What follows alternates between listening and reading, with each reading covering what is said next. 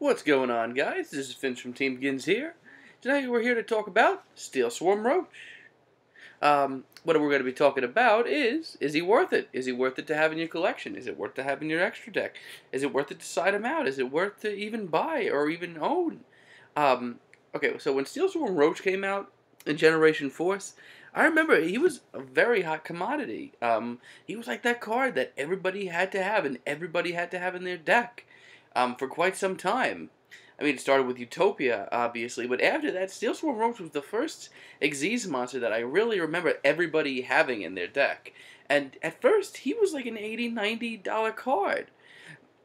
He's finally come down to like $28, $29, $30 maybe. But that's still not exactly, budget, like for a budget deck. So let me talk about the card itself, the card's effect. If you don't know what it does, when a level 5 or higher monster will be special summoned, you can detach an XYZ material from this card, negate the special summon, and destroy it. That effect sounds great. But what you got to take into consideration is he only has 1900 attack, which is, it's a decent beater, but for the most part, it's very easy to get him off the field, and maybe I'm using him wrong, maybe I'm using him in the wrong times, but it seems to me like every time I use him, he gets cleared off the field very quickly, way before I have the opportunity to do anything with him. For example, you can easily dark hole the field and get him off. He's prone to Mirror Force, Torrential, Bottomless, Deep Prison. He's all of that can easily get rid of your Roach. Not to mention, your opponent can easily suicide and go crazy with Thunder King or Doom Caliber Knight. An incredibly embarrassing thing actually happened to me a couple of weeks ago. I was dueling against a Beast deck on the Dueling Network that was revolving around getting out yellow and green Baboon. So I brought out Steelswarm Roach in an effort to stop them. Next turn, guy summons Gene Warped Warwolf and runs over Roach before I could even do anything with it. It was incredibly embarrassing.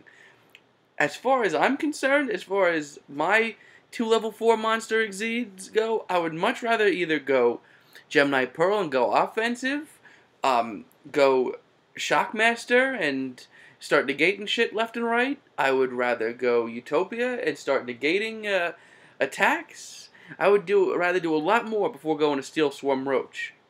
As far as I'm concerned, also Roach is probably one of the more defensive level 4s. However, I'd like to point this out. The matches that Steelswarm Roach is good against, it could really do a lot of damage and is the main card that used against that deck.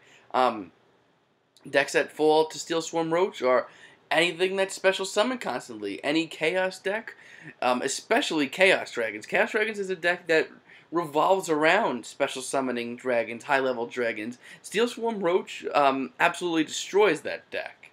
And I think the deck that it does the most damage to is Heroes. I mean, when you think about it, Heroes don't run any monsters really in their main deck besides Neosalius, Stratos, and sometimes Bubbleman, and sometimes the occasional Ocean or something like that.